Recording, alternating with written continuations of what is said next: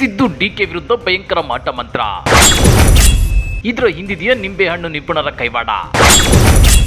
DCM DKShi ಬಿಚ್ಚಿಟ್ಟ ಆ secret ಏನ್ ಗೊತ್ತಾ? ಸೇಡು, ಮಹಾ ಸೇಡು. ಸಿಎಂ ಸಿದ್ದರಾಮಯ್ಯ ಮತ್ತು ಡಿಸಿಎಂ ಡಿಕೆಶಿ ಮೇಲೆ ಅವರ ರಾಜಕೀಯ ಶತ್ರುಗಳಿಗೆ ಮಹಾ ಸೇಡಿದೆ, ಸಿಟ್ಟಿದೆ, ಕಡು ಕೋಪವಿದೆ. ಸಿದ್ದರಾಮಯ್ಯ ಮತ್ತು ಡಿಕೆಶಿಯನ್ನ ನೇರವಾಗಿ ಎದುರಿಸಲಾಗದೆ ಪರೋಕ್ಷವಾಗಿ ಅದು ಕೂಡ ಮಾಟ ಮಂತ್ರ ಮಾಡಿಸುವ ಮೂಲಕ ಅವರಿಗೆ ಕೆಟ್ಟದ್ದು ಮಾಡಲು ಬಯಸುತ್ತಿದ್ದಾರೆ. ಇದು ಖಂಡಿತ ಊಹಾಪೋಹವಲ್ಲ, ಕಟು ಸತ್ಯ. ಇದನ್ನ ಡಿಸಿಎಂ ಡಿಕೆಶಿ ಅವರೇ ಹೇಳ್ಕೊಂಡಿದ್ದಾರೆ. ಹಾಗಾದ್ರೆ ಸಿದ್ದು ಮತ್ತು ಡಿಕೆಶಿ ವಿರುದ್ಧ ಅದೆಲ್ಲಿ ಭಯಂಕರ ಮಾಟ ಮಂತ್ರ ನಡೆಸಲಾಗುತ್ತಿದೆ? ಈ ಕುತಂತ್ರದ ಹಿಂದಿದೆಯಾ ನಿಂಬೆಹಣ್ಣು ನಿಪುಣರ ಕೈವಾಡ? ಡಿಸಿಎಂ ಡಿಕೆಶಿ ಬಿಚ್ಚಿಟ್ಟ ಆ ಸೀಕ್ರೆಟ್ ಏನ್ ಗೊತ್ತಾ?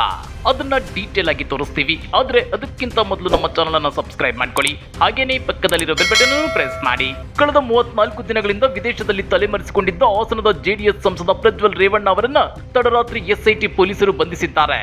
ಆದ್ರೆ ಇಲ್ಲಿ ಗಮನಿಸಬೇಕಾದ ಅಂಶ ಏನಂದ್ರೆ, ಪ್ರಜ್ವಲ್ ಮೇ 30ರ ಮಧ್ಯರಾತ್ರಿ 12 ಗಂಟೆಯ ನಂತರವೇ ಬೆಂಗಳೂರಿಗೆ ವಾಪಸ್ ಬರಬೇಕು. ಆ ಸಮಯದಲ್ಲಿ ಪ್ರಜ್ವಲ್ ಬಂದ್ರೆ ಮಾತ್ರ ಅವರಿಗೆ ಎದುರಾಗಿರೋ ಸಂಕಷ್ಟ ಸಲೀಸಾಗಿ ಕ್ಲಿಯರ್ ಆಗುತ್ತೆ ಅಂತೇಳಿ ಪ್ರಜ್ವಲ್ ತಂದೆ ಎಚ್.ಡಿ. ರೇವಣ್ಣ ಬಲವಾಗಿ ನಂಬಿದ್ರಂತೆ.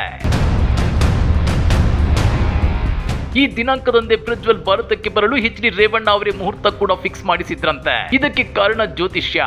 ಹೌದು ವೀಕ್ಷಕರೇ, ಜ್ಯೋತಿಷ್ಯ ಶಾಸ್ತ್ರದ ಪ್ರಕಾರ ಈ ಮುಹೂರ್ತ ಪ್ರಜ್ವಲ್ ಅವರಿಗೆ ಒಳ್ಳೆಯದು ಎಂಬ ನಂಬಿಕೆ ಇದೆ.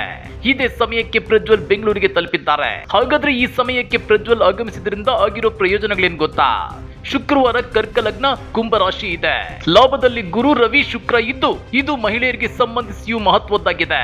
ಶುಕ್ರ ಬಲ, ಪೂರ್ವಭಾದ್ರ ನಕ್ಷತ್ರ, ಗುರು ನಕ್ಷತ್ರ, ಶನಿ ರಾಶಿಯ ಪರಿಣಾಮ ಪ್ರಜ್ವಲ್ಗೆ ಹಲವಾರು ಪ್ರಯೋಜನಗಳಾಗುವ ಸಾಧ್ಯತೆ ಇದೆ. ಇಂದಿನ ಪಂಚಾಂಗದ ಪ್ರಕಾರ ಈ ಸಮಯ ಪ್ರಯೋಜನವಾಗಲಿದೆ. ಇದೇ ಸಮಯಕ್ಕೆ ಪ್ರಜ್ವಲ್ ವಿಚಾರಣೆಗೆ ಹಾಜರಾದ್ರೆ ಶತ್ರುಗಳು ಮಿತ್ರರಾಗುವ ಸಾಧ್ಯತೆ ಇದ್ದು ಜಾತಕ ದೋಷ ಕಡಿಮೆಯಾಗಲಿದೆ.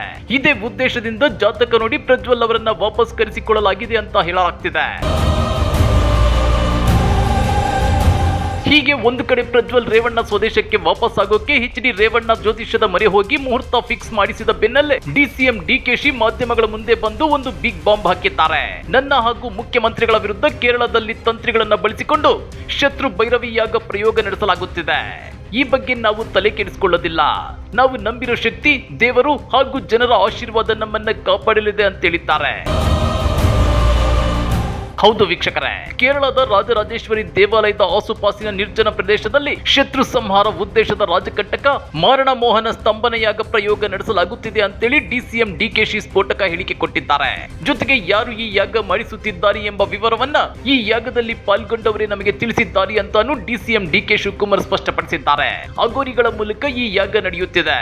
ಇದಕ್ಕೆ ಪಂಚಬಲಿ ನೀಡಲಾಗುತ್ತಿದ್ದು ಕೆಂಪು ಬಣ್ಣದ 21 ಮೇಕೆ, 3 ಎಮ್ಮೆ, ಕಪ್ಪು ಬಣ್ಣದ 21 ಕುರಿ ಹಾಗೂ 5 ಹಂದಿಗಳ ಬಲಿ ಮೂಲಕ ಈ ಮಾಂತ್ರಿಕ ಯಾಗ ನಡೆಯುತ್ತಿದೆ. ಅವರ ಪ್ರಯತ್ನ ಅವರು ಮಾಡ್ಲಿ, ಆ ಬಗ್ಗೆ ನಾನು ತಲೆ ಕೆಡಿಸಿಕೊಳ್ಳೋದಿಲ್ಲ. ಅವರವರ ನಂಬಿಕೆ ಅವರವರದು. ಹೀಗಾಗಿ ಇಂತಹ ಪ್ರಯತ್ನ ಮಾಡುತ್ತಾರೆ.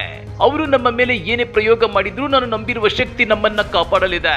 ನಾನು ಪ್ರತಿನಿತ್ಯ ಮನೆಯಿಂದ ಹೊರಡುವ ಮುನ್ನ ದೇವರಿಗೆ 1 ನಿಮಿಷ ಕೈ ಮುಗಿದು ಪ್ರಾರ್ಥಿಸುತ್ತೇನೆ ಅಂತೇಳಿ ಡಿಕೆಶಿ ಹೇಳಿದ್ದಾರೆ. ಇನ್ನ ಈ ಪ್ರಯೋಗ ಮಾಡಿಸುತ್ತಿರುವವರು ಬಿಜೆಪಿಯವರ ಅಥವಾ ಜೆಡಿಎಸ್ನವರ ಅಂತೇಳಿ ಮಾಧ್ಯಮ ಪ್ರತಿನಿಧಿಗಳು ಕೇಳಿದ್ದಕ್ಕೆ ಡಿಸಿಎಂ ಡಿಕೆ ಶಿವಕುಮಾರ್ ಜಾಣ ಉತ್ತರ ಕೊಟ್ಟಿದ್ದಾರೆ. ಯಾರು ಮಾಡಿಸುತ್ತಿದ್ದಾರೆ ಅನ್ನೋದು ನಮಗೆ ಗೊತ್ತಿದೆ ಎಂದಿದ್ದಾರೆ. ನಿಂಬೆಹಣ್ಣು ನಿಪುಣರು ಇದನ್ನ ಮಾಡಿಸುತ್ತಿದ್ದಾರೆಯೇ ಎಂದು ಮಾಧ್ಯಮದವರು ಕೇಳಿದಾಗ ನನ್ನ ಬಾಯಿಂದ ಹೇಳಿಸುವುದರ ಬದಲು ನೀವೇ ಈ ಬಗ್ಗೆ ತನಿಖಾ ವರದಿ ಮಾಡಿ ಅಂತೇಳಿ ಜಾರಿಕೊಂಡಿದ್ದಾರೆ. ಅದೇನೇ ಇರಲಿ, ಮಾಟ ಮಂತ್ರಗಳಿಗೆ ಮಾವಿನಕಾಯಿಗಳು ಉದುರುವ ಹಾಗಿದ್ರೆ ಪ್ರಪಂಚದಲ್ಲಿ ಭಯೋತ್ಪಾದನೆ ಇರ್ತಿರ್ಲಿಲ್ಲ. ಟೆರರಿಸ್ಟ್ಗಳು ಅರಸಾಹಸ ಪಟ್ಟು ಬಾಂಬ್ಗಳನ್ನು ಇಡುತ್ತಿರಲಿಲ್ಲ.